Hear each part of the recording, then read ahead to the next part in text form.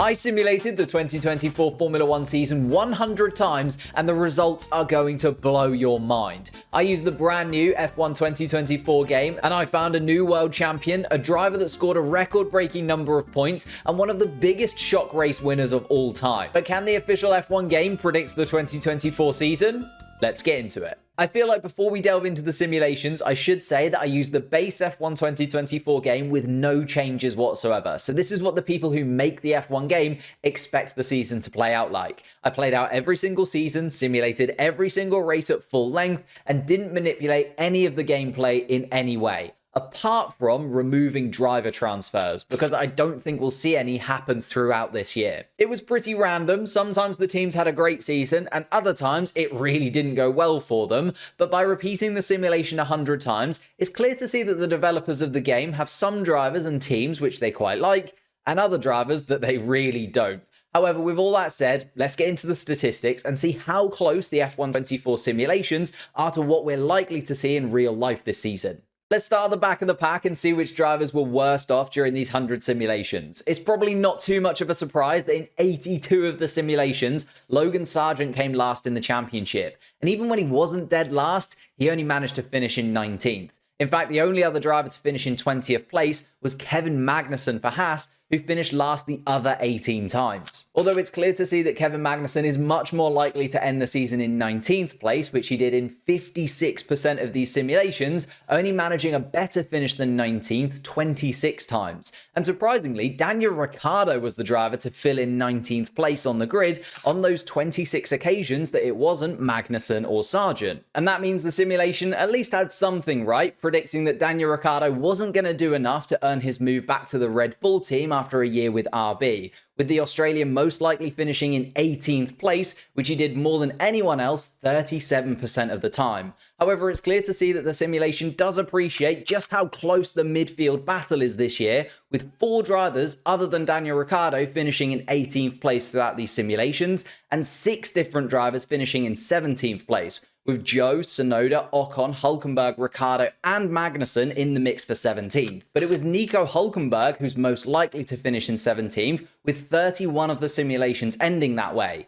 And considering the start to the season that he's having, it doesn't feel likely, but maybe Haas drop off a cliff towards the end of the year, and Hulk, knowing that he's off to Sauber, just kind of takes his foot off the gas. Moving on to 16th place and 15th place too, it's still a real mix at the back of the pack. Joe, Tsunoda, Ocon, Hülkenberg, and Ricciardo are in the pool again, but it's Esteban Ocon who ends up finishing 16th in his final season with Alpine, with 35% of the simulations having the Frenchman just edging out Nico Hülkenberg, who finished 16th 28 times, and Yuki Tsunoda, who finished 16th 23 times. In fact, the Japanese driver is on average the 15th fastest driver in 2024, and when you consider that for many, Yuki has been the best of the rest drivers so far this year, a 15th place finish would see an awful end to the season for him and RB when you look at where they are right now, although he would still finish the year edging out his teammate, proving they did the right thing keeping him for 2025, and showing Red Bull that he should be next in line for that main team if a seat ever becomes available. Now this one is a bit weird because throughout the simulations, Gasly finished in 14th 41 times, which was the most of anybody. But on average, Zhou Guanyu is most likely to finish in 14th. And that's mainly due to the spread of results that Formula One's first Chinese driver had. Zhou had the widest range of results of anybody on the Formula One grid. In some simulations, he finished as high as 12th, whilst in other simulations, he finished as low as 17th.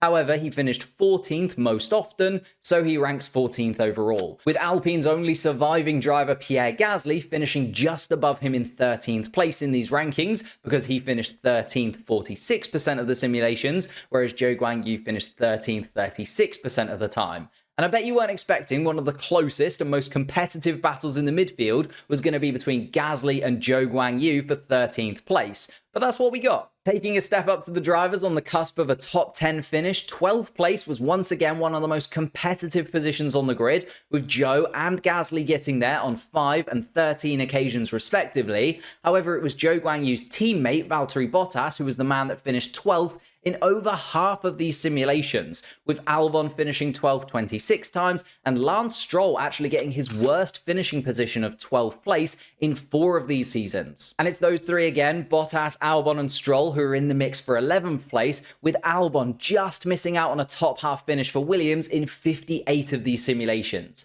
And even though he did manage to break into the top 10 1 in 10 times during these simulations, I think if you look at where he is now this season, he would bite your hand off to be up in 11th place in the championship by the end of it. Although with Aston Martin being where they are in this regulation cycle, both 9th and 10th place were not even slightly competitive. In 88 of the 100 simulations, Lance Stroll finished in 10th place, and if you think that's quite a lot, Fernando Alonso finished 10th 3 times, but the Spaniard finished 9th 97% of the time. And to be fair, with Aston Martin clearly being the 5th fastest car so far this season, and Fernando Alonso continuing to show that age is just a number, I think the simulation and real life is showing that 9th place is basically locked in unless Aston Martin can improve dramatically. And I also think it's worth pointing out that even though the Aston Martin drivers were side by side in the standings for almost all of these simulations, Lance Stroll only managed to beat his more experienced teammate once. And we'll talk about that a little bit later. And whilst we're talking about simulations, let me tell you about how you can simulate being in another country using today's sponsor, Surfshark VPN. Have you ever gone on holiday to a beautiful paradise just to watch Formula 1 in your hotel room anyway, only to then realize that the subscription you have to watch the Grand Prix doesn't work abroad, and then the website you find is asking your entire life history, even though you don't completely trust it? To solve all of your problems, you need a VPN. More specifically, Surfshark VPN. I've been using Surfshark to watch Formula 1 races when I'm away from home, as well as for security online, and it's amazing. Not only can I watch cars go round in circles whenever and wherever I want, but I can also use it when I'm at home to watch things that are only accessible in other countries, like watching Netflix shows that are only available in the US, whilst also encrypting my online data, keeping me safe. I'm sure you've heard of Surfshark VPN's app and browser extension hundreds of times, but there's now no reason not to give them a try, because if you're not satisfied with Surfshark, then there's a 30-day money-back guarantee. So click the link at the top of the description, use code NAF1 for an extra 4 months free, and thank me later. Right, now the part that you've probably all been waiting for, the top 4 teams. Red Bull, Ferrari, McLaren, and Mercedes still managed to take the top 8 positions in all of these simulations as they are in real life, but the order the drivers finished in was very interesting. 7-time world champion Lewis Hamilton came 8th more often than anybody else, as he finished at the bottom of this pack 38 times, whereas Carlos Sainz finished 8th 27 times, Piastri 25 times, and the other Mercedes of George Russell finished 8th only 10 times. I think it's clear to see that Lewis Hamilton would really be looking forward to driving in red next year in almost every single one of these simulations, especially because when he didn't finish bottom of this pile, he finished in 7th place the most times too, because there wasn't a single season where Lewis finished above 5th place. But with Hamilton 8th, it's Piastri who's the second most likely to finish in 7th place, as he did in 36 throughout the 100 simulations, with the McLaren driver also having 5th be his highest overall finish in his second full season. Then as you can see, 5th and 6th place is a real mix of drivers from the top 4 teams. On average, Carlos Sainz in his last season at Ferrari is most likely to finish in 6th place, which could happen as the car likely develops away from him as the year progresses, but it's very close in terms of the numbers. Russell actually finished 6th 27% of the time, which was the most out of everybody. Piastri finished 6th 26% of the time, but we know he averaged out as the 7th fastest car on the grid, and Carlos Sainz finished 6th 25% of the time. However, 5th place was even more mixed. Across the 100 simulations, 7 different drivers finished in 5th place at least once. Only Max Verstappen from the top 4 teams never finished in 5th place. But it was George Russell who finished in 5th place more often than anyone else, finishing there 32 times. Carlos Sainz and Sergio Perez were the closest to this, finishing 5th 24 times and 18 times respectively, and even Lando Norris and Charles Leclerc had a handful of occasions where they finished in 5th place too. But those two are much more likely to finish in the top 4. Fourth place actually ended up in the hands of Sergio Perez in more than half of these simulations. The Red Bull driver finished fourth 52% of the time, even though Norris, Leclerc, Russell and Sainz finished in fourth place. It wasn't very close between Perez and the rest. Looking at third place though, it was very, very close. Russell did nab third place 7 times, Perez finished in the top 3 24 times, but the real battle was between Norris and Leclerc. And there really wasn't much to separate the McLaren and the Ferrari, even across 100 simulations. Lando Norris finished third more often, but due to the few seasons where he edged Charles Leclerc to second place, the Monegasque driver had an average finish of 2.75, to Lando Norris's average of 2.56. So Norris is just slightly more likely to finish in second place. And finally, our 2024 world champion in 95 out of the 100 simulations was of course Max Verstappen. And considering the record-breaking season that he had last year, can you blame the F124 makers for rating him so highly? I mean, he never even finished outside of the top 2 in any of these simulations. There were 4 simulations where Lando Norris backed up his first Grand Prix victory with his first championship win for McLaren,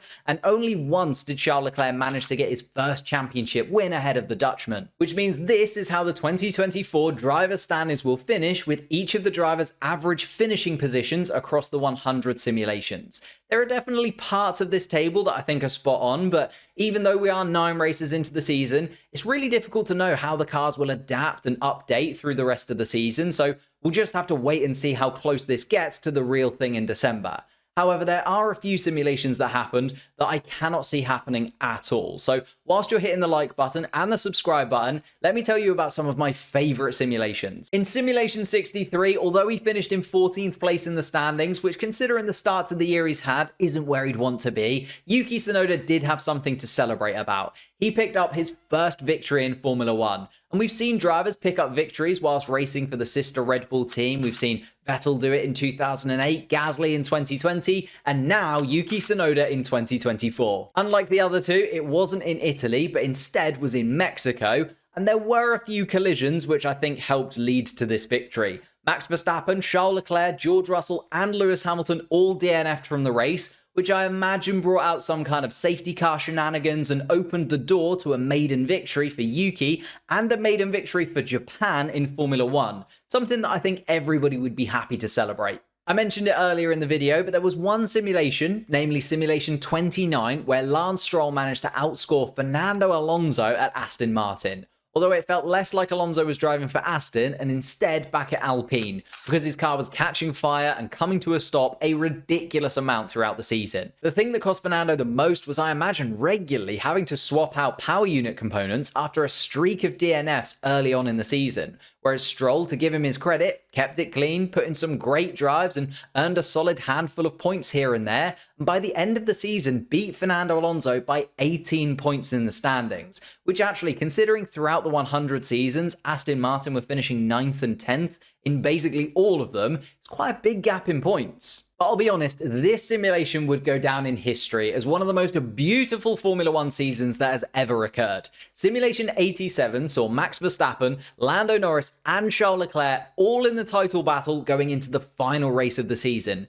3 drivers from 3 different constructors, all in with a chance of taking home the title in 2024, and the championship lead swapped almost every race weekend throughout the entire year. Going into Abu Dhabi, Max Verstappen was leading the championship, Charles Leclerc was 7 points behind, and Lando Norris was 16 points off the lead of the championship. However, unlike in 2010, it was the Ferrari of Charles Leclerc that came out victorious, the single simulation where Charles Leclerc became a Formula 1 world champion, and the Red Bull team this time were left to consider what more they could have done to win. Shout out to James Lawrence Alcott once again for the original idea, as well as SurfShark for sponsoring this video. Check them out in the description, and if you've enjoyed this video, I also made this video here, where I simulated the 2024 season 1,000 times before we'd even seen a car out on track. And if you think some of these simulations were crazy, these will blow your mind. So click that link and I'll see you over there.